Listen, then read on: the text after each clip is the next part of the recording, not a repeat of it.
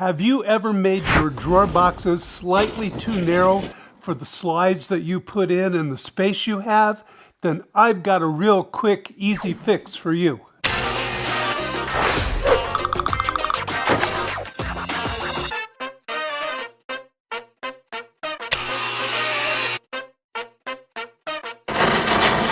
Hi there and welcome to WB Fine Woodworking. I'm Don.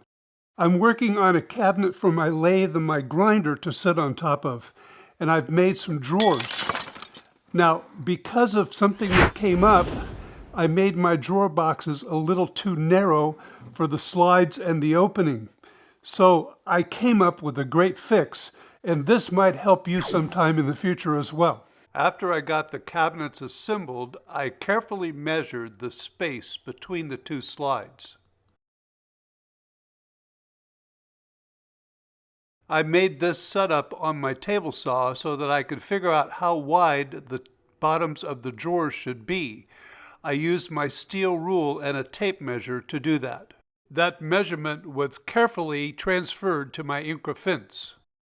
I then cut a prototype drawer bottom just to make sure that my measurements were correct. In case you're wondering what those two blocks are for on the left, in this design, the drawer sides go outside of the drawer bottom, so that's what those two blocks represent. You'll see that in the prototype drawer I'm about to show you, and in the construction of the drawers later on. I finished up the prototype drawer that I was working on for the cabinet. It's now slides in and out very nicely. Yes, I used the pocket holes, but now I've made up templates. The templates are over here, and those are exactly the sizes that I used for this drawer. So now I can make all the rest of the drawers for my cabinet.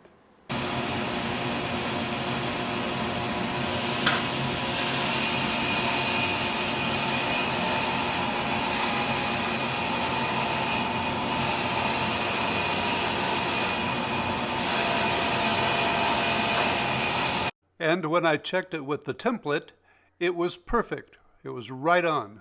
So now you're wondering, if I did all this preparation, how did I mess up? Keep watching and it will become real clear to you what I did wrong. After cutting all the drawers to width, I cut them to length. I ended up with this wonderful stack of melamine drawer bottoms. These were cut out of a scrap of melamine that I had, in case you're wondering why I used melamine. It was about now that I discovered that I had a real big problem. So here's where I ran into problems. I designed the drawers around 3/8 of an inch melamine because I had a whole big sheet of it and it was sitting around here for years and I wanted to use it up. So that's what I designed the drawers around. Well, as I got the drawer bottoms all finished, I suddenly realized I'm running out of melamine. So I went to my local suppliers and I found one that had melamine, but they don't have a panel saw to cut it down so I can fit it in the back of the van. So I went to my other supplier and he had this nice birch plywood. It's actually very nice. It's not Baltic birch, but it's close to it. It's good quality and it's 5/8 of an inch. So I bought that. Well, they're not the same thickness. Well, this isn't enough thickness to make a whole lot of difference. It does make a difference when you're using drawer slides.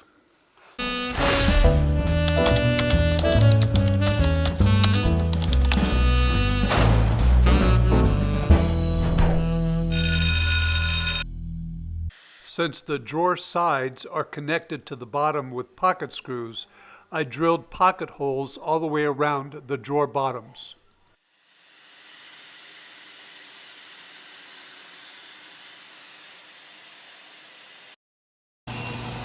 I ripped the birch plywood to various widths depending on what I needed for each of the drawers. Each drawer in the cabinet was designed at a different height.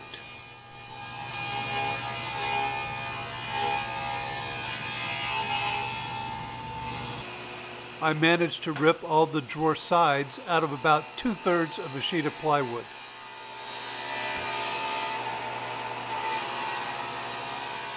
The length I'm ripping here is enough wood for all 4 sides of a drawer. Then using my Inqua sled, I cut them all to length. This is where those templates that I made up were really handy. The ends of the drawers are attached to the sides with pocket screws, so I'm drilling the pocket holes in the ends of the drawers. For this deep drawer, I'm using 3 pocket screws, but for the shallow ones, I only use 2. And I know there's some of you out there saying, pocket holes? You're using pocket holes? Well, they've been around for a long time. You ought to watch my video on pocket holes and see what I mean.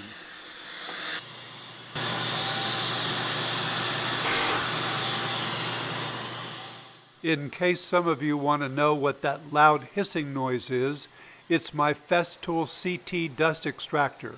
I figured out a way to hook it up to my Craig pocket hole jig and did a video on that.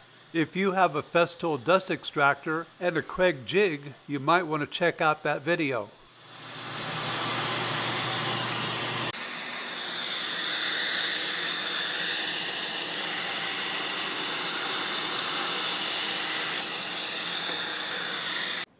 As I mentioned before, this is a slightly different construction method for the drawers than some people use.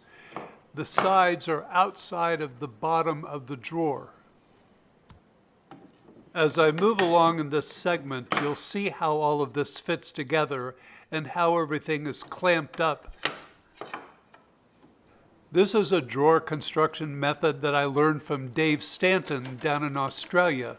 If you're really interested in this construction method, I'll leave a link to Dave's video in the description below. It's really an interesting clamping method that Dave came up with to put all this together, but it really works well with parallel clamps. I'm really not sure if it would work with any other style of clamps, but you might want to try it. Now, as I turn this over, you'll notice all the pocket holes on the bottom. So yes, the pocket holes and pocket screws are what holds everything together. You can see here that after the sides are clamped on with those 2 clamps, then 2 more clamps are going to be added to tighten everything together. You may have also noticed that I haven't used any glue in this construction.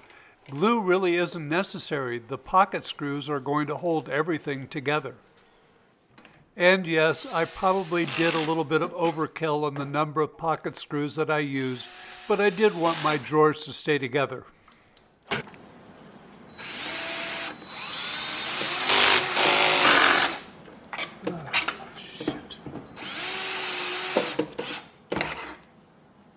On most of the drawers, the ends are held in with 4 pocket screws, but on the taller drawers, I use 6.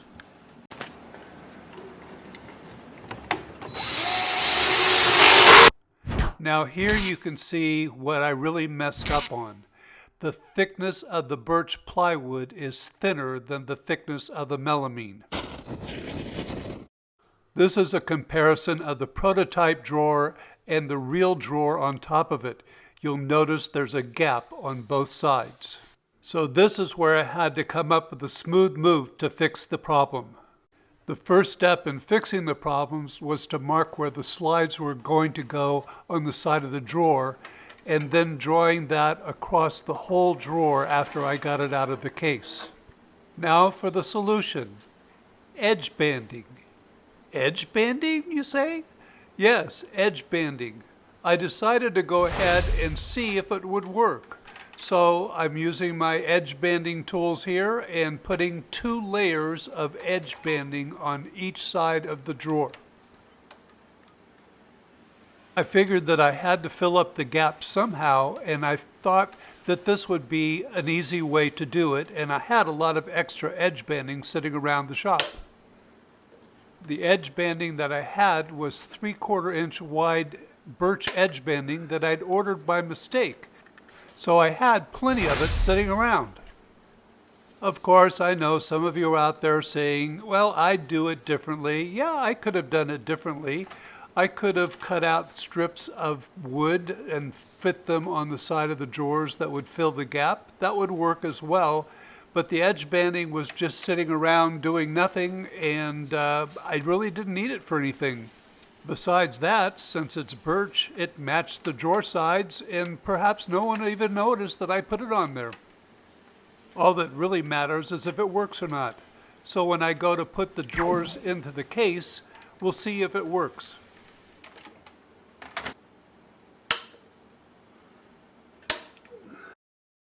I positioned the bottom drawer on some spacers and pulled out the slides. Then I drilled the holes for the screws to hold the slides onto the drawer. My little electric screwdriver came in very handy. It's just perfect for screwing in these screws that hold the slides.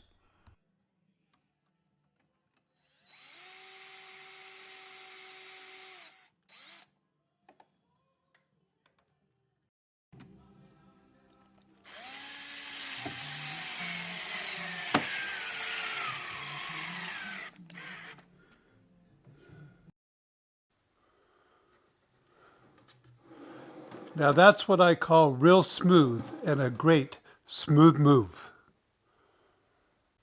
Well, I hope you liked that smooth move for fixing my narrow drawers. If you want to know more about how I made these drawers, you can check out Dave Stanton's YouTube channel. Dave's down in Australia. He's a really good woodworker and he has an excellent channel. I use his method for constructing these drawers. As always, give a thumbs up.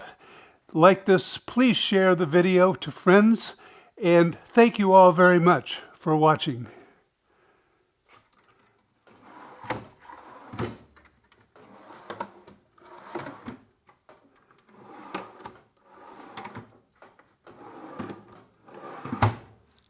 Thank you.